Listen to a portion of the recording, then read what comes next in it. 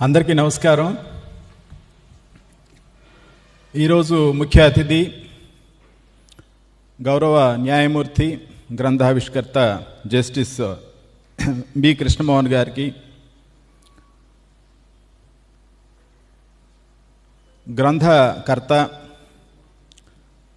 తెలుగు భాషకు చిరునామా అయినటువంటి మండలి బుద్ధప్రసాద్ గారికి, తెలుగు భాష పోషకులు శ్రీ కృష్ణమూర్తి గారికి, సభ నిర్వాహకులు రవికృష్ణ గారికి, సభకు వచ్చినటువంటి పెద్దలందరికీ నమస్కారం.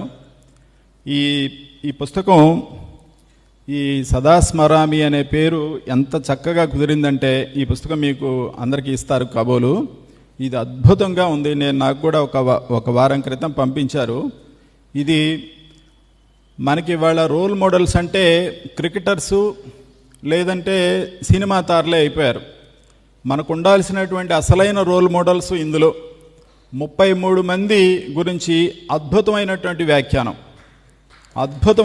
వ్యాఖ్యానం. ఇది ఈ పుస్తకం పైన తడిమిన పుస్తకం కాదు, చాలా లోతుగా ఒక అధ్యయనం చేసినటువంటి పుస్తకం. నాకు కూడా ఈ పుస్తకం చదివే వరకు బుద్ధప్రసాద్ గారి రచనలు చాలా చదివాను, వ్యాసాలు చాలా చదివాను. కానీ బుద్ధప్రసాద్ గారు ఇది ఒక అధ్యయనం. ఇది ఇట్లాంటి పుస్తకం కాదు. ఒక్కొక్క వ్యాసాన్ని, ముఖ్యంగా అడవి బాపిరాజు గారు, గురజాడ అప్పారావు గారు, రాయపోలు సుబ్బారావు గారు, వేటూరి గారు, ఇట్లాంటి వీళ్ళకి సంబంధించినటువంటి ఎప్పుడో 40-50 సంవత్సరాల నుంచి జరుగుతున్నటువంటి సంఘటనలు అవన్నీ కూడా ఏరి కూర్చి అన్నీ అద్భుతంగా తయారు చేసినటువంటి పుస్తకం. మనకి ఈ 39 మంది మహనీయులు, ఇవి చాలా చాలా అద్భుతమైనటువంటి చరిత్ర. మన భారత సంగ్రామ చరిత్రలో, స్వాతంత్ర సంగ్రామ చరిత్రలో చాలామంది నార్త్ ఇండియన్సే ఉంటారు. మనం ఎప్పుడైనా సరే భగత్ సింగ్, ఖుదీరామ్ బోస్, చంద్రశేఖర్ ఆజాద్, కొద్దిమంది ఉన్నారు, అల్లూరు సీతారామరాజు, టంగుటూరు ప్రకాశం పంతులు గారు ఉన్నారు. కానీ అక్కడున్నంత వ్యాప్తి మన స్వాతంత్ర సమరయోధులు కానీ సంఘ సంస్కృతులు కానీ రాల. దానికి కారణం ఏమిటి అంటే లిఖిత చరిత్ర మనకు లేకపోవడం. మనకి మహారాష్ట్ర, పంజాబ్, బెంగాల్ ఈ ప్రాంతాల్లో ఉన్నంత ఒక లిఖితం చేసినటువంటి చరిత్ర మన దగ్గర జరగల. అది చాలా కొరత ఉన్నది. అందుకనే మన స్వాతంత్ర సంగ్రామంలో మనది ఎక్కడ పాత్ర కనపడదు, చాలా తక్కువ కనిపిస్తుంది. అంటే మనకి చాలా, ఇప్పుడు మనకి ఒక్క గుంటూరు జిల్లాలను చూస్తే ఇటు పుల్లరు ఉద్యమం కానీ, పెదనంతిపాడు ఉద్యమం కానీ, మన దుగ్గిరాల, చీరాల, పేరాల ఉద్యమం కానీ, ఒక్క జిల్లాలోనే, ఉమ్మడి గుంటూరు జిల్లాలో అద్భుతమైనటువంటి 3 ఉద్యమాలు ఉన్నాయి. ఈ జిల్లాకి గాంధీ గారు 3 సార్లు వచ్చారు. చాలా అద్భుతమైనటువంటి చరిత్ర ఉన్నది. కానీ మనకు లిఖితం కాల ఇది. సో ఈ కొరత ఈ పుస్తకం తీరుస్తుంది.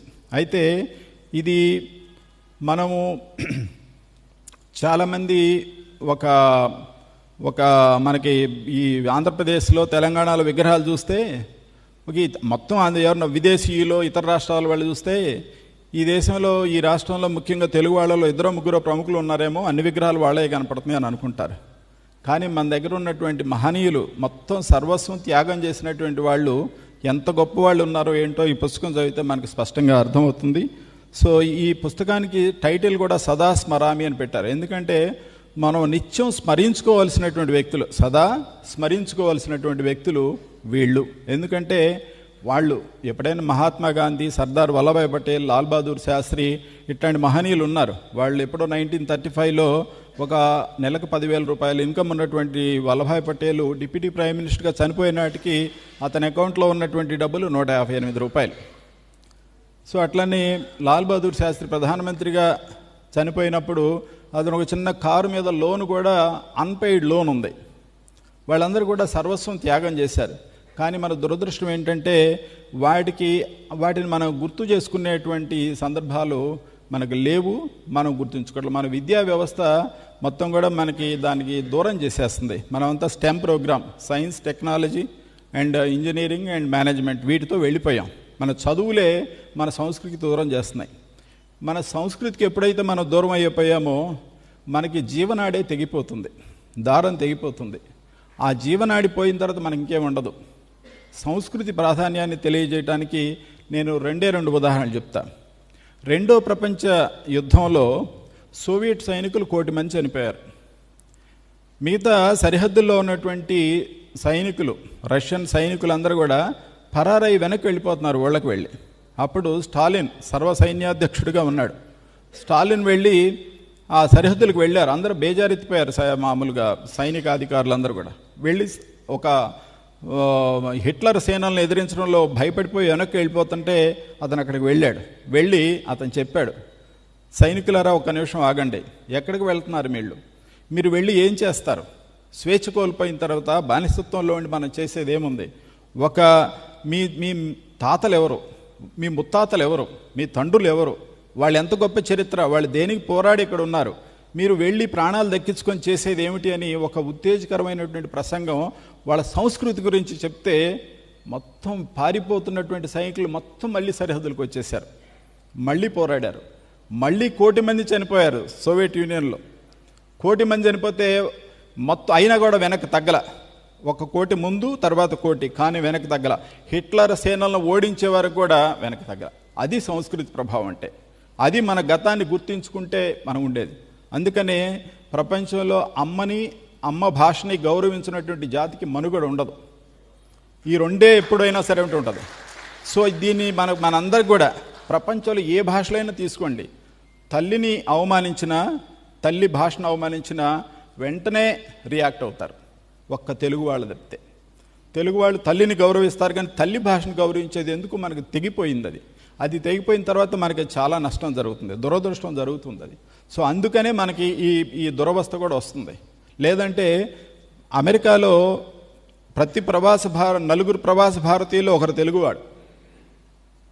ఆ నలుగురు, ఆ ఒక్కరిలో ఇండియన్, ప్రతి నలుగురిలో మళ్ళీ కనీసం 1-2 తెలుగు వాళ్ళు ఉంటారు. అంతమంది అక్కడ ఉన్నటువంటి అద్భుతమైనటువంటి సంఖ్యలో అనేక కార్పొరేషన్లకు చైర్మన్లుగా, సీఈఓలుగా రాణిస్తున్నటువంటి వాళ్ళు ఇక్కడ మాత్రం ఒక దుర్భరమైనటువంటి పరిస్థితుల్లో ఉన్నాం. మన విద్యా వ్యవస్థ కూడా పూర్తిగా దూరం చేసేసింది. ఇవాళ మన గ్రంథాలయాలు, పుస్తకాలు, చదువులు ఇవన్నీ కూడా మన దూరం అయిపోయి కేవలం మార్కుల వెంట పరిగెత్తుతూ, మన ర్యాంకుల వెంట పరిగెత్తుతూ, మన ఉద్యోగాల వెంట పరిగెత్తుతూ మొత్తం కోల్పోతున్నాం. ఇది జాతికి ఒక చెదలబెట్టినటువంటి, బయటకు బాగానే కనిపిస్తుంది, లోపల చెక్కకు చెదలబెడితే ఎట్లా అవుతుందో అట్లాంటి హాలోనెస్ మనకు వస్తుంది. ఇది ఫ్యూచర్లో చాలా చాలా నష్టం జరుగుతుంది. అంత పెద్ద అమెరికా దేశంలో వాళ్ళేమి సంస్కృతిని వాళ్ళు పాడు చేసుకోలేదు. మీరు అమెరికాలో మార్క్ ట్వైన్ వాళ్ళ ఇంటికి వెళ్ళండి. ఇప్పుడు మార్క్ ట్వైన్ వాళ్ళు ఎంత అందంగా పెట్టుకొని ఎంత అద్భుతంగా వాళ్ళు తీర్చిదిద్దుకుంటున్నారంటే ప్రతి సంవత్సరం ప్రతిరోజు కొన్ని వేల మంది దాన్ని సందర్శిస్తూ ఉంటారు కనెక్టికట్ స్టేట్లో. అట్లానే బ్రిటన్ వెళ్తే ఒక షేక్స్పియర్ కానీ, బెర్ట్రాండ్ రస్సెల్ కానీ వాళ్ళ మ్యూజియంస్ వాళ్ళ దగ్గరికి వెళితే ఎంత అద్భుతంగా ఉంటాయో. అట్లనే టాల్స్టాయ్ వాళ్ళ ఇల్లు, వాళ్ళ ఫామ్ హౌస్లు ఇవన్నీ కూడా వాళ్ళు నివసించినటువంటి ప్రదేశాలని ఒక దేవాలయం లాగా చూసేలాంటి పరిస్థితి ఉన్నది. కానీ దురదృష్టవశాత్తు మనకి ఆ పరిస్థితి లేదు. మన దగ్గర ఉన్నటువంటి ఐకాన్స్ని మనం మర్చిపోతున్నాం. మన పిల్లలకి మనం అవన్నీ నేర్పటల. అవి మనం మర్చిపోయిన తర్వాత మనకు మనుగడ లేదు. అందుకని ఈ పుస్తకం ఆ కొరత తీరుస్తుందని నేను భావిస్తున్నాను. ఈ పుస్తకంలో ఉన్నటువంటి వ్యాసాలు ఇక్కడికి వచ్చినటువంటి వాళ్ళే కాకుండా ఇక్కడ మీరు ఈ పుస్తకాన్ని తీసుకువెళ్ళి చదవాలి. చదవటం మనమే కాదు, మన కుటుంబంతో కలిసి చదవాలి. దీని మీద చర్చించుకొని దీని ప్రాధాన్యాన్ని కనుక మనం గ్రహించినట్టయితే అసలైనటువంటి విలువ, మన గతాన్ని గురించి మనం తెలుసుకుంటే మనకు కలిగి ఉప్పొంగే ఒక ఆత్మవిశ్వాసం, ఆత్మగౌరవం అప్పుడు మనకు తెలుస్తుంది. సో ఆ లోపం మనకు బాగా మనకి కొరత ఉన్నది. ఆ కొరత తీర్చే పుస్తకం ఇదనమాట.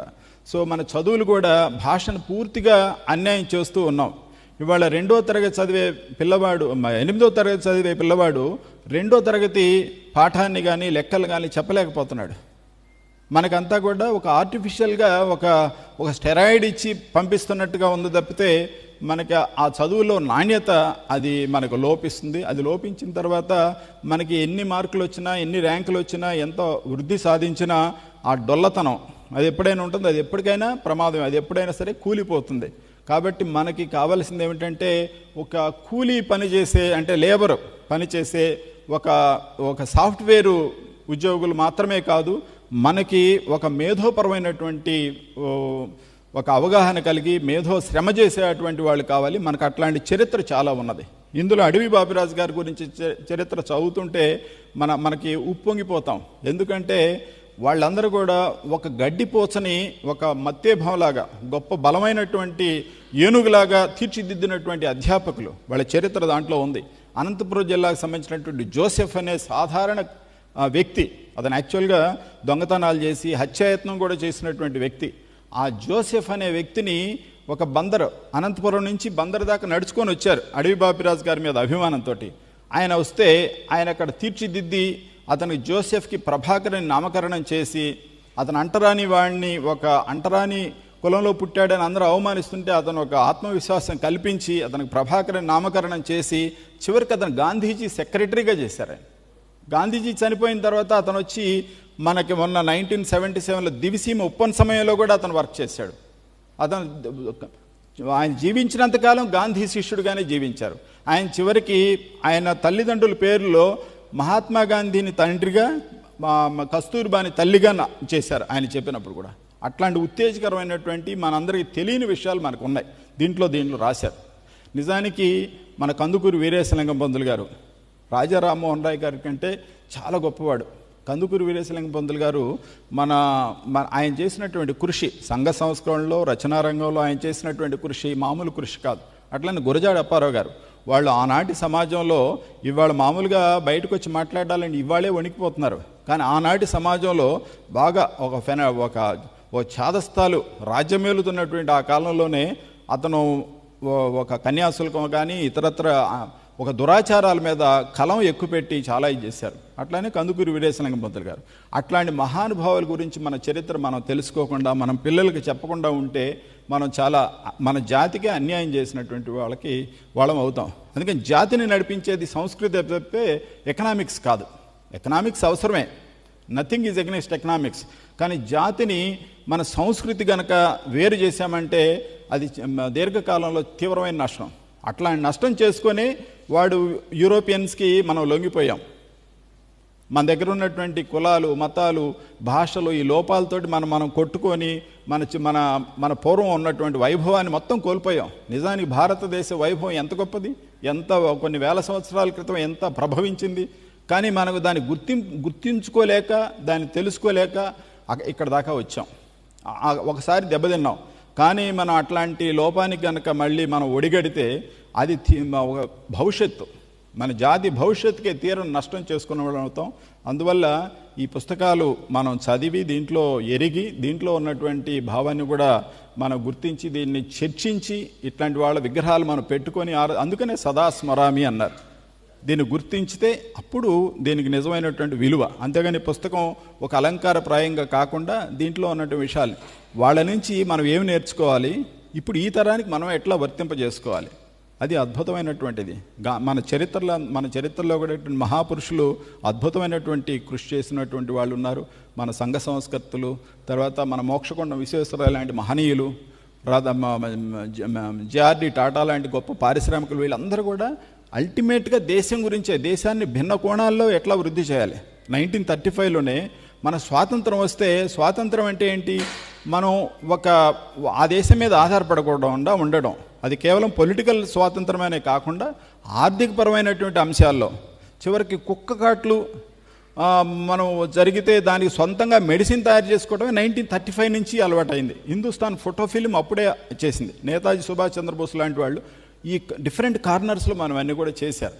కాబట్టి ఇవాళ మనం ఒక్కొక్కసారి అనిపిస్తుంది, ఈ పుస్తకం చదువుతుంటే మనలాంటి వాళ్ళందరూ కూడా ఒక అసూయ కలుగుతుంది. ఆ కాలంలో పుడితే ఎంత బాగుండేది, ఆ జీవితం అనుభవిస్తే ఎంత బాగుండేది అని అనిపిస్తుంది. కానీ ఈ కాలంలో మనం వాళ్ళు పుడితే ఏం చేస్తారో అవి మనం చేస్తే అది నిజమైనటువంటి ట్రిబ్యూట్ అని నాకు అనిపిస్తుంది. సో కాబట్టి ఇంత గొప్ప వాళ్ళ దీనికి సంబంధించి అవన్నీ చేయాలి. సరే, బుద్ధప్రసాద్ గారు ఒక అరుదైనటువంటి వ్యక్తి. ఈ కాలంలో కూడా గాంధీ భావజాలాన్ని పూర్తిగా పుణికిపుచ్చుకొని జీవిస్తున్నటువంటి ఎక్కడైనా సరే తెలుగు భాష, నేను ఇండియాలో అన్ని రాష్ట్రాలు అండ్ ప్రపంచంలో చాలా ముఖ్యమైనటువంటి కాన్ఫరెన్స్లకు వెళ్ళినప్పుడు ఎవరైనా బుద్ధప్రసాద్ గారు తెలుసు. అందుకని తెలుగు వారికి తెలుగు భాషకి, తెలుగు సంస్కృతికి గొప్ప చిరునామా బుద్ధప్రసాద్ గారు. ఈ పుస్తకం చూస్తుంటే నాకు ఇంకొక ఆశ్చర్యం కలిగింది. నేను వృత్తిరీత్యా 4 దశాబ్దాలుగా జర్నలిస్ట్ని. కానీ నేను ఒక్క అక్షర దోషం కూడా దీంట్లో కనిపించలే. నేను మొత్తం 2 సార్లు చదివిన ఒక్క అక్షర దోషం ఇట్లాంటి పుస్తకం ఇటు రాయటం అనేది నిజంగా చాలా గొప్ప. దీంట్లో ఎక్కడైనా కొహెరెన్స్ లేకపోవడం కానీ, పరస్పర విరుద్ధమైనటువంటి అంశాలు ఉండటం, ఇది చాలా ప్రొఫెషనల్గా ఈ పుస్తకం తీసుకొచ్చారు. అట్లాగే బుద్ధప్రసాద్ గారిలో ఉన్నటువంటి అనేక డజన్ల సార్లు మేము సంభాషణలు జరుపుకున్న తర్వాత బుద్ధప్రసాద్ గారు లాంటి వాళ్ళకి అసాధారణమైన మెమరీ కూడా ఉంది. ఆయన 40-50 ఏళ్ల క్రితం సంఘటనలు కూడా జరిగినప్పుడు కూడా పోసగుచ్చి చెప్పే ఒక అద్భుతమైనటువంటి మెమరీ కూడా ఉంది. కాబట్టి ఇట్లాంటి దీనికి సంబంధించినటువంటి మన తల్లిదండ్రులు ఆస్తులు ఇస్తారు, బంగారం ఇస్తారు, ఎస్టేట్లు ఇస్తారు, ఇళ్ళు ఇస్తారు, భవనాలు ఇస్తారు, లేదా కంపెనీలు ఇస్తారు. కానీ మన సంపద సంస్కృతి కూడా, ఇట్లాంటి వాళ్ళ జ్ఞాపకాలు కూడా మన సంపదే. ఈ జ్ఞాపకాలను మనం జాగ్రత్తగా పదిలిపరుచుకొని, పొలాలను ఎట్లయితే ఇళ్ళనైతే ఎట్లయితే మనం జాగ్రత్తగా ప్రొక్యూర్ చేసుకొని దాచిపెట్టుకుంటాము, ఈ జ్ఞాపకాలను కూడా మనం జాగ్రత్తగా రికార్డ్ చేసి పెట్టుకోవాల్సినటువంటి అవసరం ఉందని నాకు అనిపిస్తుంది. సో ఇది చాలా అరుదైనటువంటి వ్యక్తి బుద్ధప్రసాద్ గారు. కాబట్టి మేధావులు మౌనంగా ఉంటే ఒక డెమోక్రసీ స్థానే ఒక నియంత్రణ రాజ్యం వెళ్తారు. అందుకనే ఒక సిరా చుక్క మౌనం వహిస్తే మద్యం చుక్క రాజ్యం వెళ్తుంది. సో కాబట్టి మన వంతు మనం ఏదో ప్యాసివ్గా ఉండడం కాకుండా, గాంధీజీ మనం పక్కవాడు ఆకలిగా ఉన్నప్పుడు మనం కడుపు నిండా భోంచేయడం కూడా హింసే అన్నాడు. హింస అంటే కొట్టడం తిట్టడం కాదు, లేదా కర్రతో కొట్టడం కత్తితో పడవడం కాదు. పక్కవాడు బాగా ఆకలితో ఉన్నప్పుడు మనం కడుపు నిండా భోంచేయడం కూడా హింసే అన్నాడు. కాబట్టి పక్కన ఎన్ని అన్యాయాలు జరుగుతుంటే మనం కంఫర్టబుల్గా ఉండడం కూడా నేరమే. కాబట్టి ఈ పుస్తకం మన ఒక కర్తవ్యోన్ముఖానికి మనం తీసుకువెళ్ళాలి, ఒక ఆచరణకి పురికొల్పాలి. అది నిజమైనటువంటి ట్రిబ్యూటు. సో కాబట్టి అట్లా మనందరం కూడా చేసి మనం చేయాలని నాకు అనిపిస్తుంది. మనకి అద్భుతమైనటువంటి వ్యక్తులు, టాల్స్టాయ్ లాంటి వాళ్ళు, మార్క్ ట్వైన్ లాంటి వాళ్ళు, షేక్స్పియర్ లాంటి వాళ్ళు, మనకు ప్రేమించి ఎంతమందో ఇండియన్ లిటరేచర్లో ఉన్నారు. ఇవన్నీ కూడా నిక్షిప్తం చేసుకోవాల్సినటువంటి అవసరం మనకున్నది. దీంట్లో ఒక్కొక్కరి గురించి లోతైనటువంటి వేటూరు గారు, సిరివెన్నెల గారు, ఎస్పి బాలసుబ్రహ్మణ్యం గారు, గురజాడ గారు, రాయపోలు సుబ్బారావు గారు, అనిశెట్టి గారు, మన ఇక్కడే నరసరావుపేటలో ఉన్నట్టు అనిశెట్టి గారు అప్పట్లో స్వాతంత్ర సంగ్రామంలో పాల్గొని తర్వాత ఆయనకు ఒక ఇళ్ల స్థలమో లేకపోతే ఒక పెన్షన్ ఇస్తానంటే ఆనాటి త్యాగం ఇప్పటి ఆదాయం కోసం నేను చేయలేదు అని తిరస్కరించారు. ఇవాళ మనం వీధుల్లో తిరుగుతున్నారు, ఎక్కడ ఆఫీసుల చుట్టూ నాకు ఇవ్వమని అడుగుతున్నారు. ఆనాడు జైల్లో ఉండని వాళ్ళు కూడా దొంగ సర్టిఫికేట్లు పెట్టుకొని తిరుగుతున్నారు. కానీ ఆనాడు ఇస్తానంటే తిరస్కరించాడు. అట్లాంటి అనిశెట్టి లాంటి మన చుట్టుపక్కల ఉన్నటువంటి వాళ్ళు చాలామంది ఉన్నారు. అందుకని నాకు అనిపిస్తుంది మనం దీన్ని వ్యాప్తి చేయాల్సినటువంటి అవసరం ఉంది. తర్వాత మన గ్రంథాలయాలను కూడా పరిరక్షించుకోవాల్సిన అవసరం. ఎందుకంటే పుస్తకం పోయిన తర్వాత మనం మొత్తం పోతుంది. పుస్తకం మనకు ఒక పూర్తి అవగాహన కల్పించి మన సంస్కృతి మీద, మన చరిత్ర మీద కలిగించేది. లైబ్రరీస్ని ఇప్పుడు కూడా అమెరికాలో ఇప్పుడు మొన్న ఏ ప్రామిస్డ్ ల్యాండ్ అని ఒబామా పుస్తకం రాస్తే అది ఇప్పటికీ 27 లక్షల కాపీలు అమ్మింది, 2.7 మిలియన్. కానీ మనకి తెలుగునాట 10 కోట్ల మంది జనం ఉన్నాం, కానీ పట్టుమని 10 మంది అనువాదకులు లేరు. చాలా దురదృష్టం. ఏదైనా మంచి పుస్తకం కూడా 10,000 కాపీలు అమ్మటల్లా. సో అందుకని పుస్తకాన్ని కొనడం, చదవటం, అందరూ కలిపి చదవటం, అందరూ కలిపి చర్చించడం, అందరూ కలిపి ఆలోచించడం అనేది జాతి మనుగడకు ఒక బీజం వేయటం లాంటిది. సో కాబట్టి అది మనందరం కూడా మన స్థాయిలో మనం చేయటం చాలా అవసరం అని నాకు అనిపిస్తుంది. ఈ పిల్లలతో చదవటం, అందుకనే చదవటం, చదివించడం, ఈ రెండు ఒక చేసి దీంట్లో ఉన్న రుచి ఒకసారి తెలిస్తే ఇక పిల్లలు మానరు. అందుకని అమెరికన్ స్కూల్ ఎడ్యుకేషన్లో పుస్తకం చదివించడం ఒక భాగం చేశారు. అందుకని వాళ్ళు చాలా ప్రతి సంవత్సరం ఇవన్నీ చేస్తారు.